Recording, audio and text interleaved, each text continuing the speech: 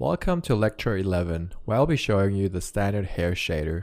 It is a physically based shader, so it has lots of physical parameters, which are very interesting to use. In my current scene, you can see I have a really basic room created with XGen, which is a hair procedural plugin for Maya. So the first thing we should do is just assign the StandardHair shader to my shading engine. So I'm just reconnecting the outputs to the StandardHair, connecting them, and this is the default shader we get. So on default, the preset is set to black hair. So the parameters are base, which is a weight, then you have a base color, you have a melanin, which is a pigmentation inside of the shader. It's physically based. Each person has a certain amount of pigments in his skin, in his hair, so this value contributes to that. So a value of 0 is white, and a value of 1 is black, and a value 0.2 is more blonde, and it gets more darker and darker towards a red, brown, and then it tends towards black. You have also a parameter for redness, which is kind of for auburn hair. You would use a melanin redness amount. And you have a melanin randomizer, which is very interesting because this will actually color each hair strand randomized towards the others. So it's a very physical correct way of shading hair because each hair strand has a slight color shift, and you can mimic that with the randomize option here. And then you have a specular color, a specular roughness, index of refraction, and a shift, which is shifting the specular lobe up or down the spine, the hair strand, which gives an interesting effect as well. And you can also tint the specular colors. There is a slight tint as a default in a hair shader, but it's not that apparent by default. If you want to mimic physical hair though, you should leave all these parameters to white. You can also add diffuse to it, which will break physicality, but this could kind of mimic like dusty hair or dirty hair. Like you could play around with this, which is very interesting.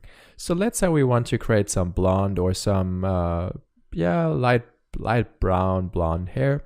So the first thing we would do is change the melanin to something around 0.25 maybe, and by default you already see what you get by this. It looks pretty good already just by tweaking this parameter. This shader is based on transmission, so it's important to play around with the specular samples to get a clean render, but we will talk more about clean renders in a later lecture. So the next step would be to play around with melanin randomize. So let's introduce a value of maybe 0.3. And it's a subtle effect, but you should see now a different variation inside of the hair strands to get a more randomized color effect. Because we want to mimic blonde hair, we don't want any redness in the pigmentation, and we maybe want to go a bit lower on the melanin count, maybe 1.5, which should give us really colored, almost bleached like blonde hair. And this is what you get by changing the parameters to a lower melanin count and no redness, and you get pretty nice blonde looking hair.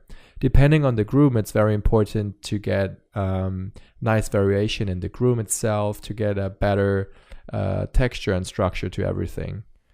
And let's just try to create some red hair. So let's bring back the melanin redness maybe to 0.5 or even go higher, and then introduce the melanin maybe of 0.5. We can see what that looks. If we get something more reddish looking. This is almost too brown now, so let's see what else we can do. If you bring up the redness maybe to 0.8 and the melanin maybe to 0.3, and let's see if we get it a bit more in the reddish side of things. If this is not working perfectly as you want, what you can also do is use the base color instead, and the base color works if the melanin is on 0, and then you can actually use the base color to light or shade your hair as you want to. You can also plug in some textures, some noises, everything like that should work as well. So let's say we want to create some pink hair. You would just do that by changing the base color to the desired color. And then you would get very green hair. Obviously you would play around with the intensity, maybe not as saturated, maybe not as a green value as this is, maybe a bit lower. And then we should get the desired result. And you can see just by playing down the base color a bit more, you get a nice green looking hair. And obviously you should play around with the specularity. The lower you put the roughness, the more shiny it gets. You can also play around with the IR to get a bit more metallic looking hair. So we can try something about 0.7 maybe, 1.7 to get a more reflective looking hair. And this should overall add more metallic or more shininess to the hair. And you can see in the rim light, you can already see how nice and bright these hair strands get. And it looks really good. And to clean for cleaner renders, obviously you would need to play up the samples. But I think for demo purposes, this is just fine. If you cannot get a clean result, you can also go into the Advanced tab of the shader and play up the extra samples, which should give you a cleaner render by default. And you can also play with the extra depth. So on default for bright blonde hair, you should have a high value in here. If it's a lower value, it will render faster, but you will not get as many specular bounces inside the inside the hair. So this is very important to keep in mind, that you can play up extra depth in the shader to get a more realistic looking bounce effect.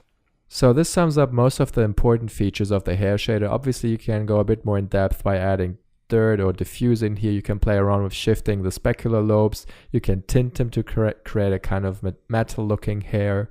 But the most basic ones are actually the melanin, the randomization, and the redness. And let's just choose a preset. Maybe let's try the red hair preset and see what they do. So they set a melanin value of 0.5, redness to 1, and this is kind of still a bit red. So you could introduce slightly red color here to get a more interesting looking shader.